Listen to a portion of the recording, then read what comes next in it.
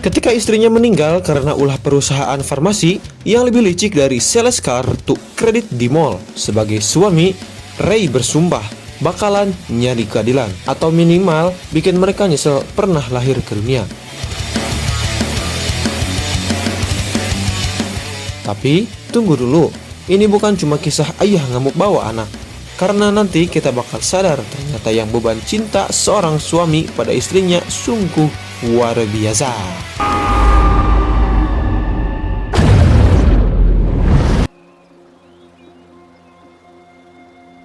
Pittsburgh, sebuah kota kecil yang damai di negara bagian Pennsylvania, Amerika Serikat. Di pinggiran kota, tepat di kawasan hutan kecil bernama Freed, kita melihat satu keluarga kecil yang tengah menikmati waktu mereka.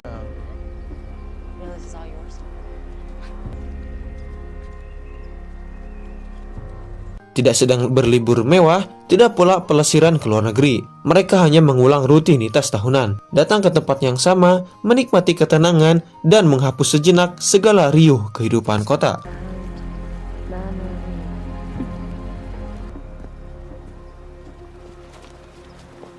Ray Cooper, sosok ayah sekaligus suami yang hidupnya begitu sederhana. Tubuhnya tegap, matanya tenang, tapi ada ketegasan alami yang muncul dari cara ia memimpin keluarganya. Di sampingnya ada Amanda, sang istri yang tak pernah kehilangan semangat hidup. Dan terakhir, buah hati mereka, Regal, gadis remaja cerdas, kuat, dan dewasa lebih cepat dari usianya.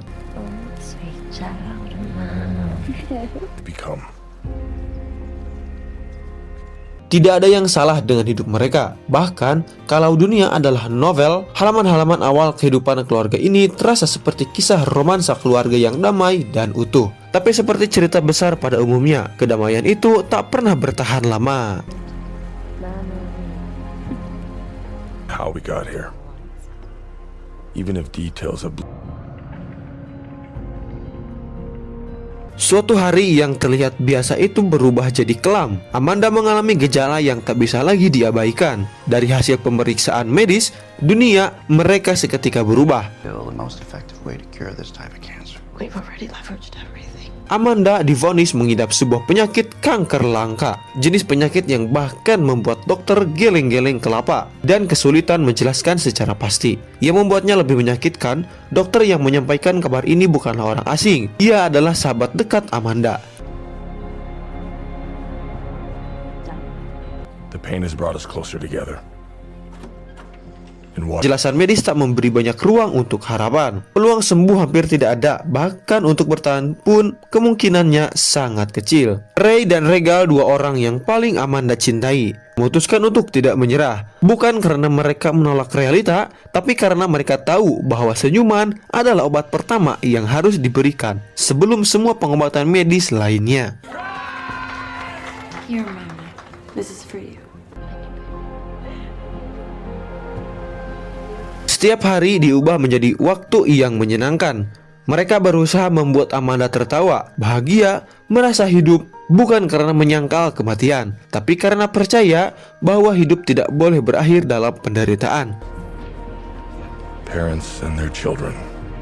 Sometimes I wonder, are these my memories? Di tengah usaha mereka mempertahankan harapan, dokter datang membawa kabar penting. Obat baru bernama Spiro telah dirilis oleh perusahaan farmasi ternama yaitu Bioprime. Dalam data awal, obat ini sangat cocok bahkan nyaris sempurna untuk penyakit kanker yang diderita Amanda. Generic version of Inferma called Sparrow is in the final stages of FDA approval. Seketika, Ray dan Amanda seperti melihat cahaya terang di tengah lorong gelap. Ini bukan mimpi, ini harapan yang bisa disentuh, bisa dibeli, serta bisa digunakan. Tapi, seperti semua harapan yang terlalu cepat tumbuh, kenyataan datang mematahkan semuanya. Prime, the makers of Inferma, paid the manufacturer to delay. Beberapa hari berselang, Ray kembali ke dokter untuk menanyakan perkembangan soal obat tersebut. Tapi, ia malah diberi berita paling mengecewakan dalam hidupnya, di mana izin edar Spiro telah dicabut langsung oleh CEO Bioprime, Simon Kelly. Tidak ada penjelasan lengkap, tidak ada pernyataan resmi, hanya keputusan sepihak. The same news to 3 other patients today. Two of them kids.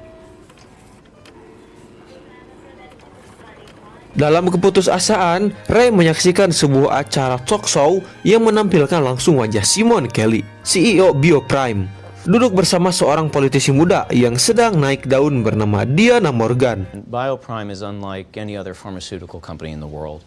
Our scientists Saat sesi tanya jawab interaktif dibuka, Ray yang sudah tak bisa lagi menahan emosi langsung menelepon dan suaranya tersambung ke siaran langsung. Dengan suara tegas namun getir, Ray berkata, "Kalau sesuatu terjadi pada istriku karena keputusanmu, kamu harus siap menanggung akibatnya." My wife is dying in a hospital because you pulled Sparrow off the market. I believe that we all have a basic human right to safe, affordable. Namun suara itu tak cukup untuk mengubah dunia. Beberapa jam setelah acara selesai, Amanda, perempuan yang jadi pusat semesta bagi Ray dan Regal, menghembuskan nafas terakhir. Tepat dalam pelukan Regal, ia pergi dengan damai, tapi meninggalkan luka yang tak akan pernah benar-benar sembuh. To quietly pass me.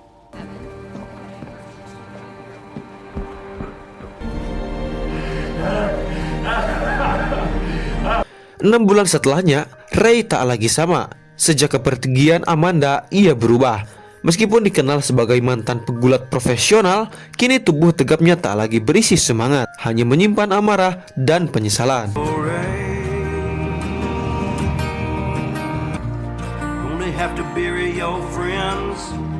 Hingga suatu hari, ia dihubungi oleh seorang jurnalis investigasi. Orang ini menyatakan punya informasi penting, yaitu alasan dibalik pencabutan izin Spiro tidak ada hubungannya dengan kesehatan, melainkan kepentingan uang dan politik. Keely?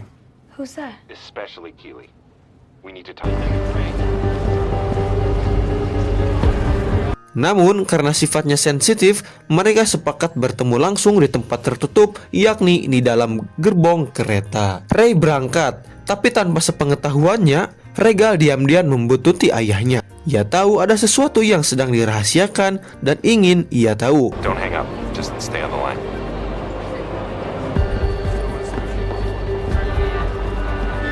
Saat pertemuan berlangsung, si jurnalis baru mulai membuka data. Namun tiba-tiba seorang pria misterius muncul. Dalam hitungan detik, jurnalis itu ditikam dan tewas di tempat. Regal muncul, dan Ray terpaksa menghentikan segala niat balas dendam, hanya demi menyelamatkan putrinya dari insiden mengerikan itu.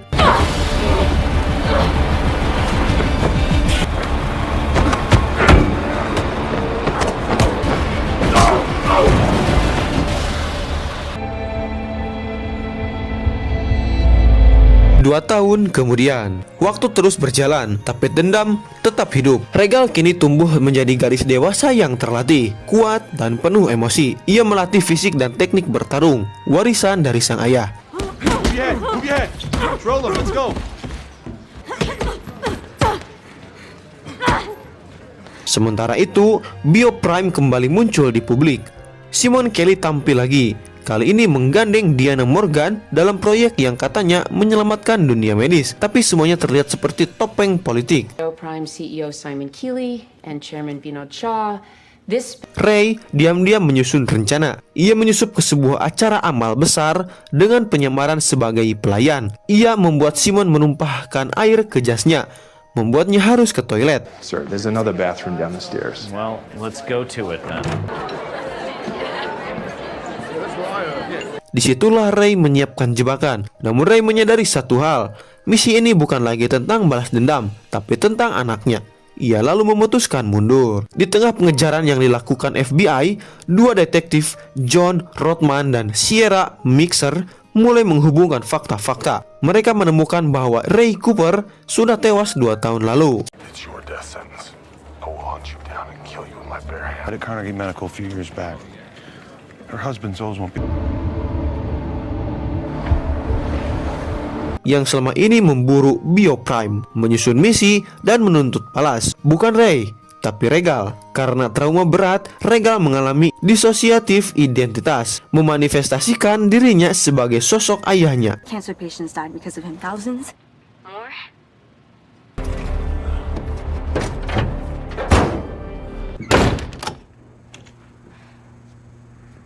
ia menghidupkan kembali Ray dalam dirinya dan melanjutkan dendam sang ayah yang belum selesai. Regal yang sudah menyatu dengan sosok ayahnya kembali memburu target tersebut, Diana Morgan.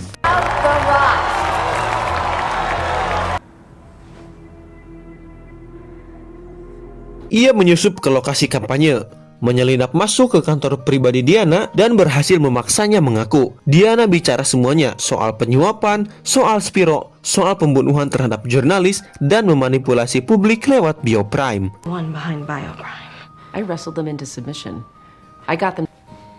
You're gonna tell them everything you did with Bioprime. Tanpa sadar, semua telah direkam oleh Regal. Rekaman itu dikirim ke detektif Sierra. Diana ditangkap dan skandal besar Bioprime akhirnya terbongkar. Beberapa hari kemudian, dunia berubah. Keadilan ditegakkan, suara Amanda tak lagi dibungkam oleh korporasi. Today in the assassination attempt on Diana Morgan, according to sources. Holy shit. What?